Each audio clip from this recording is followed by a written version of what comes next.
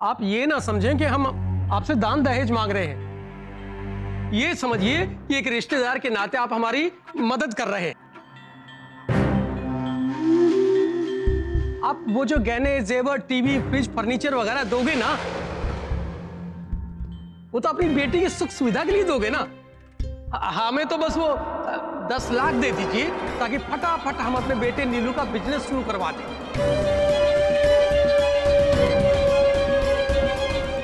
हमारे बेटे की जिंदगी बन जाएगी ना, तो आपको बड़ा पुण्य मिलेगा प्रभुनाथ जी।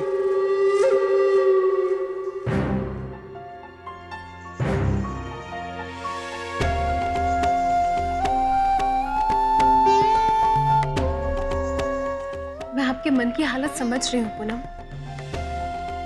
मैं जानती हूँ आपके भीतर तूफान मचा हुआ है। भाभी, हमारे समाज से ये लड़का लड़की का भेद कब मिटेगा? चाहे जितनी भी पढ़ाई लिखाई कर लो, लेकिन जब लड़की की शादी की बात आती है तो उसके माँ बाप लाचार ही नजर आते हैं। क्यों भाभी, क्यों? आप अपने आप को संभालिए पूनम, उन लोगों को चले जाने दीजिए। फिर पापा जी, माँ जी से बात करके हम कोई ना कोई रास्ता जरूर निकालेंगे।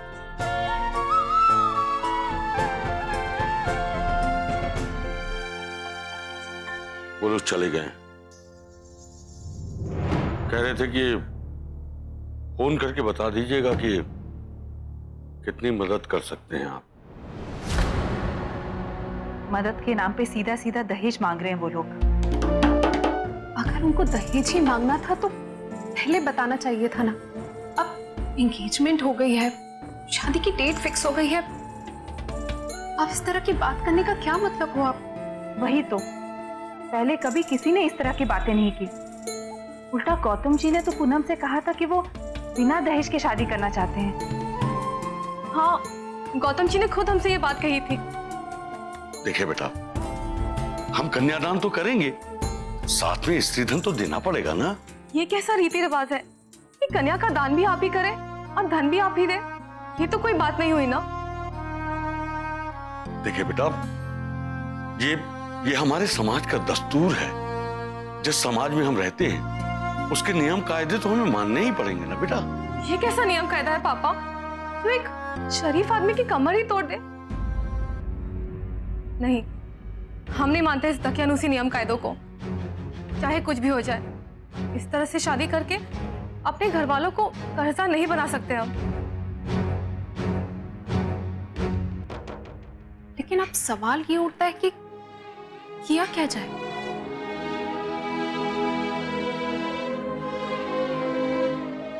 मुझे लगता है कि हमें एक बार गौतम जी से बात करनी चाहिए। हाँ पापा, हम खुद बात करेंगे गौतम जी से, क्योंकि ये बात उन्हीं ने हमसे कही थी। नहीं, गौतम जी से बात करने की कोई जरूरत नहीं है।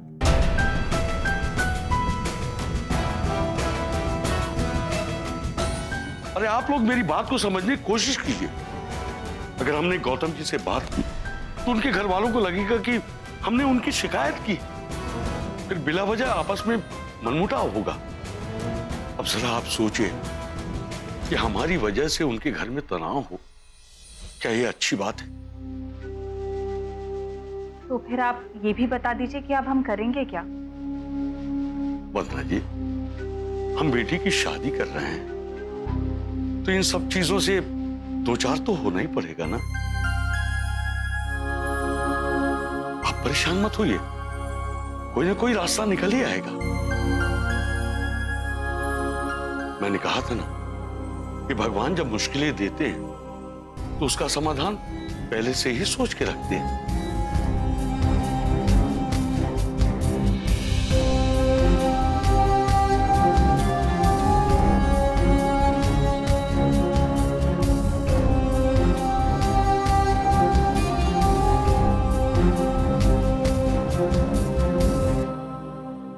आइए। हाँ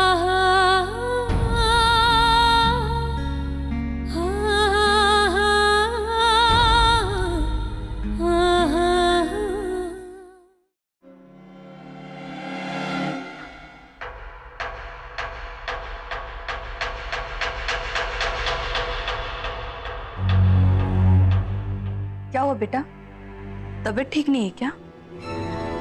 मेरी तबीयत तो ठीक है, लेकिन ये बताइए कि आप लोग कहां से आ रहे हैं?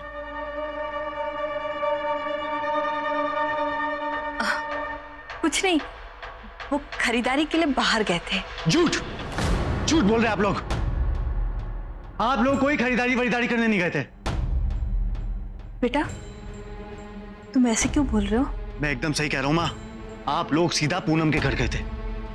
हाँ हाँ, समझाने मिलने चले गए तो क्या हुआ? मिलने नहीं, दहेज मांगने गए थे आप लोग।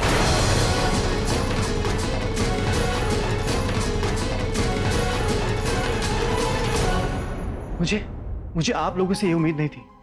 मैं समझता था कि मेरे माँ बाप के भी वही विचार होंगे जो मेरे हैं, लेकिन नहीं, गलत था मैं।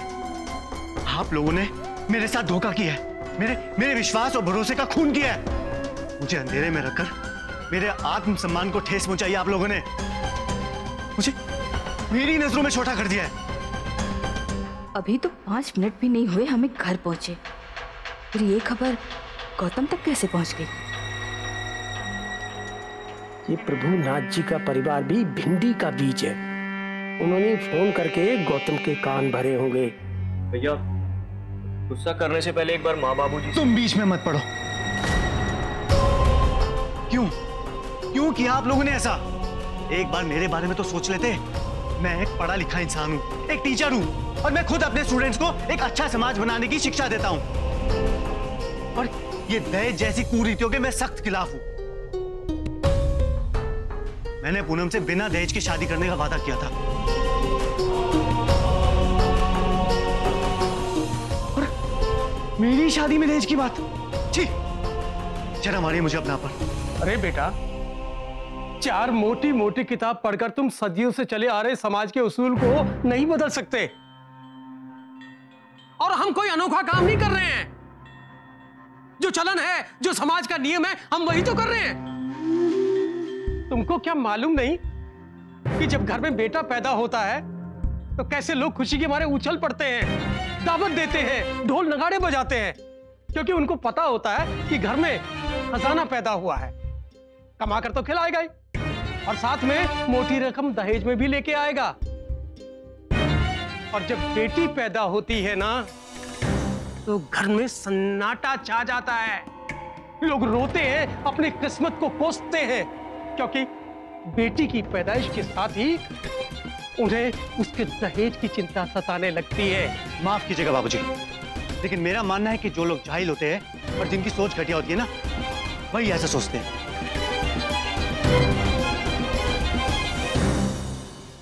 मैं नहीं मानता ऐसे रीति रिवाज और समाज के उसूलों को। इन्हीं कुरीतियों की वजह से कितनी लड़कियां आत्महत्या करने पर मजबूर हो जाती है, और कितनों को बेमेल विवाह की त्रासदी को झेलना पड़ता है, और उनके माँ बाप बेटी की शादी के बाद भी जिंदगी भर उसका कर्ज चुकाते रहते हैं। चीते जी मर जाते वो बेचारे। अच्छा बेटा, अरे हमने तुमको पढ़ा लिखा के काबिल इंसान बनाया, और अब तुम हम ही को भाषण सुना रहे हो। अरे जाहिल घटिया किसको कह रहे हो तुम? तुमसे गाली सुनने के लिए हमने तुम पर इतना पैसा और अपना समय खर्च किया था। अरे इससे अच्छा तो तुझे अनपढ़ ही रहने देते। अच्छा एक बात बताओ, तुम्हारी पढ़ाई और लालन पालन पर हमने जो पैसा खर्च किया है वो कौन देगा? अच्छा, तो आपने अपनी औलाद की परवरिश नहीं की, उसे शिक्षा नहीं दिलाई, बल्कि परवरिश और शिक्षा के नाम पर एक बिजनेस इन्वेस्टमेंट किया है, जिसे आज आप सूद समेत वसूलना चाहते हैं। एक बात बताइए, आपका ये खर्चा लड़की वाले क्यों उठाए? क्या उन्होंने अपनी बेटी की पढ़ाई लिखाई पर समय और पैसा नहीं खर्च किया? और वैसे भी क्या आपने अपनी औलाद के ऊपर ये बिजनेस इन्वेस्टमेंट करने से पहले लड़की वालों से जाकर पूछा था? अरे 4 दिन हुए इसे उस लड़की से मिले हुए कि उसी के धुन पर थिरक रहे हैं तुम्हारे साहबजादे। देखने में भोली है, लेकिन जहर की पुड़िया है वो लड़की। उनके घर से निकले नहीं कि उसने तुमको फोन करके सारी रिपोर्ट दे दी। अरे अभी तो शादी नहीं हुई, जो बेटे को माँ बाप के खिलाफ फोड़ रही है। मुझे समझ में नहीं आ रहा है, आप लोग बिना मतलब के पूनम के पीछे क्यों पड़े? सुन लो, सुन लो तुम्हारे बेटे के मीठे मीठे बोल। अब हमें तुमसे कुछ नहीं जानना है, हमें सब पता है कि ये सब कुछ चीन की पेंट वाली लड़की के इशारे पर हो रहा है। आप लोग बिना वजह पूनम पर आरोप लगा रहे हैं। मैंने कहा ना, उन्होंने मुझसे कुछ नहीं कहा है। अच्छा, पूनम ने कुछ नहीं कहा तो फिर क्या आकाशवाणी हो गई तुम्हें? ज्यादा ससुराल की तरफदारी करने की जरूरत नहीं है संजय तुम। अरे हम अंगूठा छाप अनपढ़ भले ही हैं, लेकिन बेवकूफ नहीं है जो घर तोड़कर किसी की बेटे को अपनी मुट्ठी में कर लेने की उनकी साजिश को ना समझ सके। बाबूजी, आप हद से आगे बढ़ रहे हैं। मैंने कहा ना मुझे पूनम ने कुछ बताया है, ना ही उनके घर वालों ने। अरे उनको बचाने के लिए तुम अपने ही माँ बाप से झूठ बोल रहे हो? अरे उन लोगों के लिए तुम अपने ही माँ बाप को जली कटी सुना रहे हो? अरे नीलू की माँ, क्या यही दिन देखने के लिए अरे तुमने इसे पैदा किया था? अरे बाबूजी, अरे बेटा है क्या हमारा दुश्मन? बाबूजी छोड़िए मगा गला, छोड़िए बाबूजी। अरे हटो, लानत है ऐसी जिंदगी पर। बेटे के हाथों बेइज्जत होने से तो मर जाना चाहे। अरे माँ, ये क्या कर रहे हो? रुक जाइए। अरे हटो, और सारा किस्सा ही खत्म कर देता हूँ। छोड़ो मुझे। अरे मेरी बात सुनिए। बाबूजी,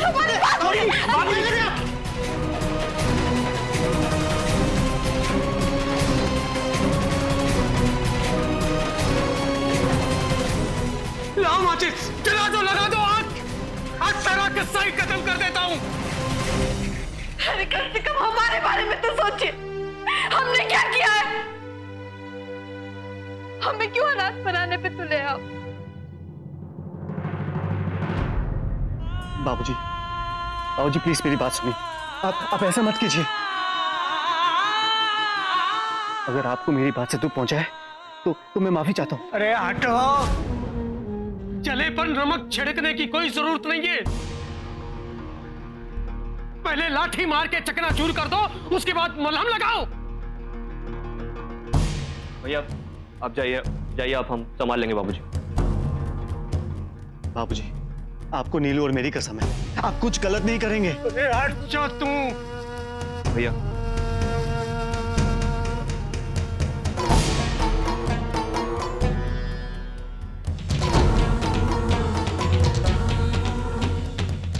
बाबूजी,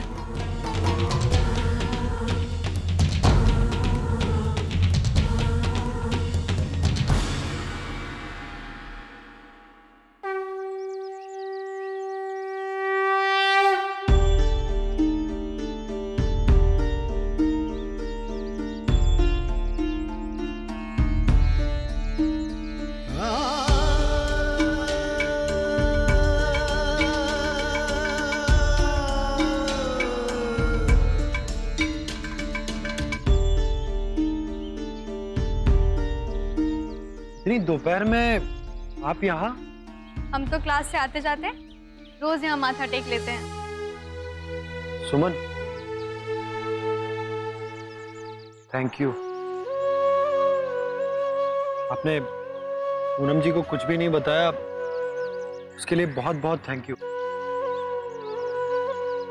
हाँ, अच्छा एक बात बताइए, मैंने सुना है कि आपका कोई भाई नहीं है?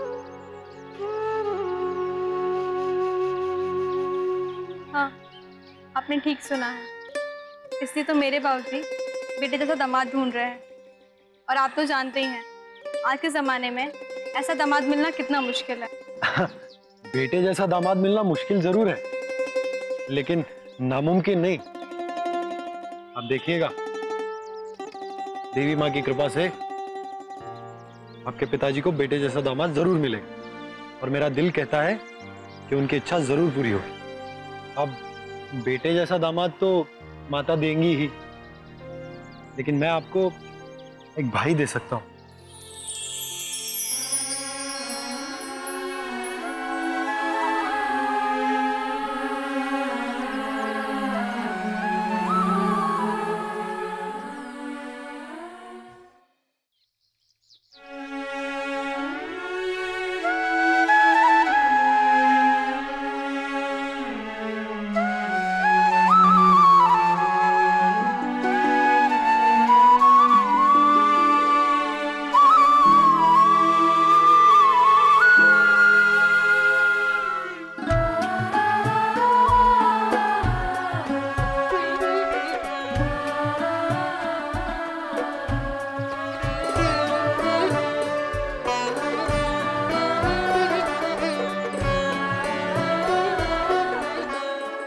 आज से आप मेरी बहन और मैं आपका भाई।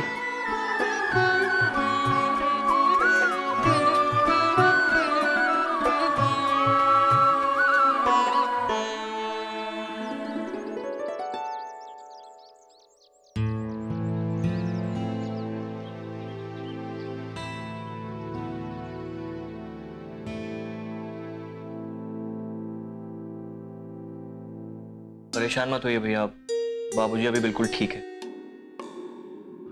थैंक यू नीलू, तुमने उनको संभाल लिया।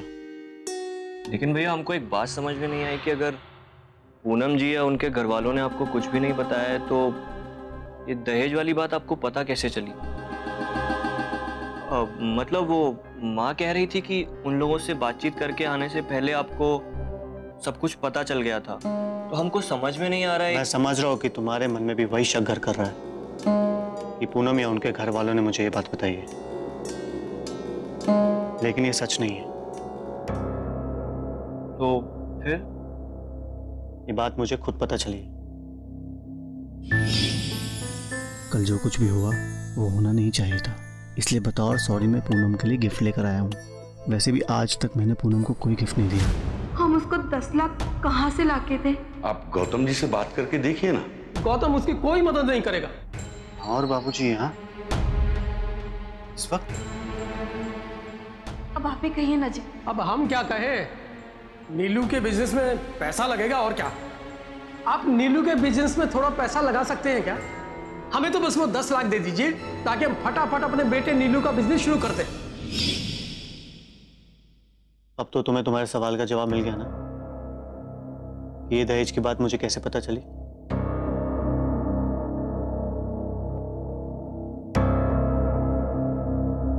चलो, मुझे माँ बाबूजी से बात करनी है।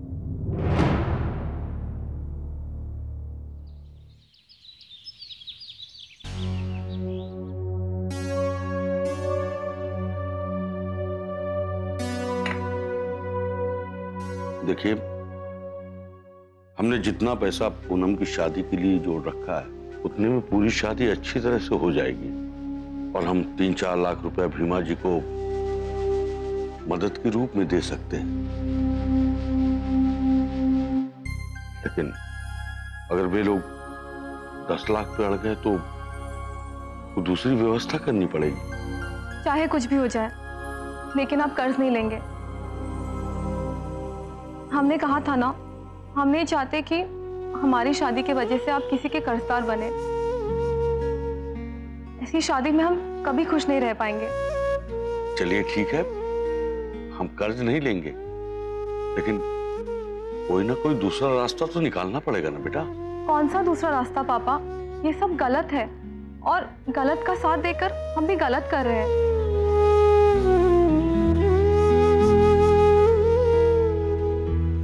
हम गौतम जी से बात करेंगे।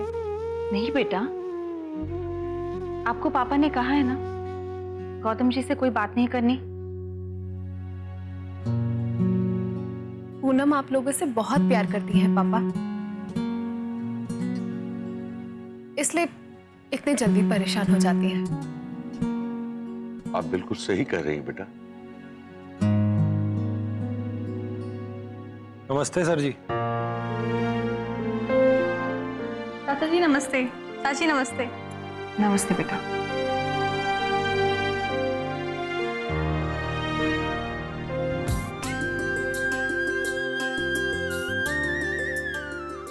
आप तो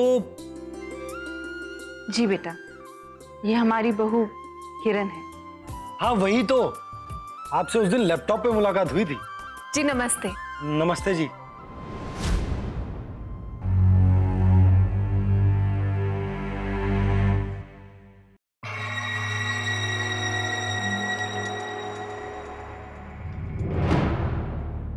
आप लोग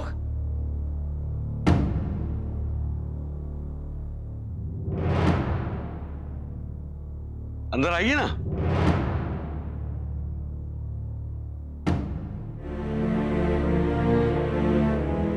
हमें आप लोगों से कुछ बात करनी है।